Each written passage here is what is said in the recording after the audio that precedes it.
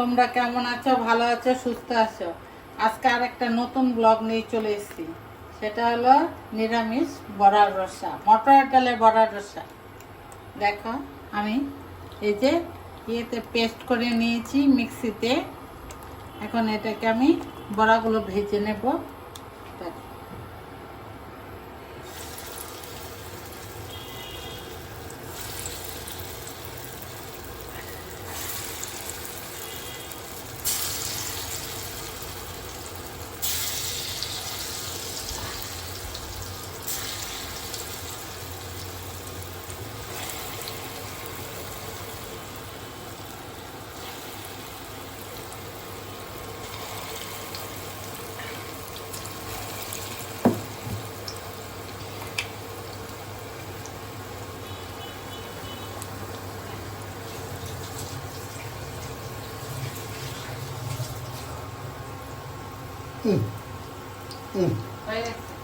ডালের বড়াগুলো লাল লাল করে ভেজে তুলে নিয়েছি।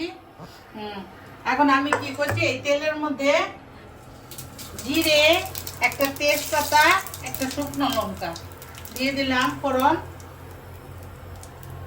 এখন এর ভেতরে কি করব, পেঁপে আছে আর পটল আছে, এটা দিয়ে আজকে রসা করছি।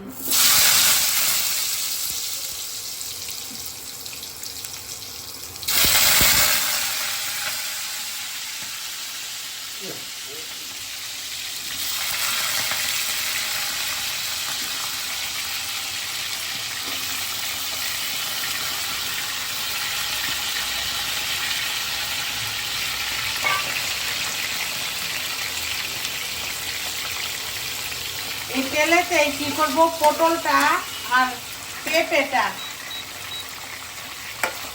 ভেজে নেব। একটু নুন দিয়ে দেবো, নুন দিয়ে একটু ঢেকে ঢেকে ঢেকে ঢেকে ভেজে নেবো। তারপরে মশলা দিয়ে দেবো।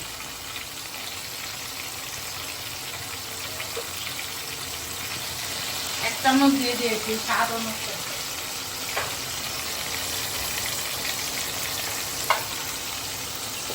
এখন আমি ঢাকনা দিয়ে দেবো, আস্তে আস্তে হতে থাকে। এই দেখো দেখো বন্ধুরা, এখন ঢাকনাটা খুলে দিলাম।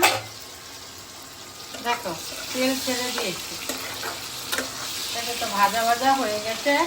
এখন আমি মশলাগুলো দিয়ে দেবো এক এক করে।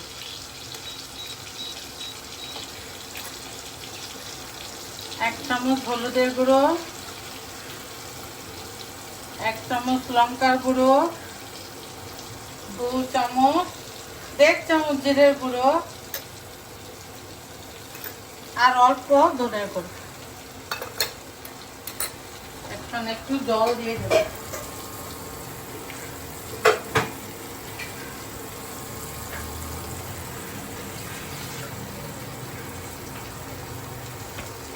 এই দেখো জল দিয়ে দিই, জল দিয়ে দিলাম। পেঁপেটা সেদ্ধ হয়ে গেছে অলরেডি, আর একটু দিয়ে দিলাম, মাখা মাখা হোক, মশলাটাও পাকবে।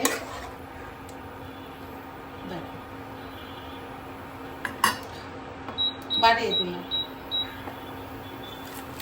বন্ধ করে আমি ঢাকনাটা খুলে দিলাম। পেঁপে পটল কষে গেছে, মশলাও অলরেডি কষে গেছে। এখন আমি এর ভেতরে কি করব, বড়াটা দিয়ে দেব।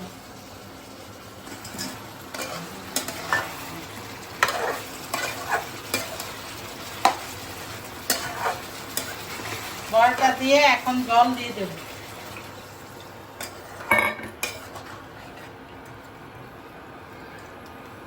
তোমরা চাইলে একটু চিনি দিতে পারো। আমি গরম মশলা দেবো না, ছেলেকে গরম মশলা খেতে বারণ করেছে। কাঁচা লঙ্কা দিয়ে দিলাম 3-4টে।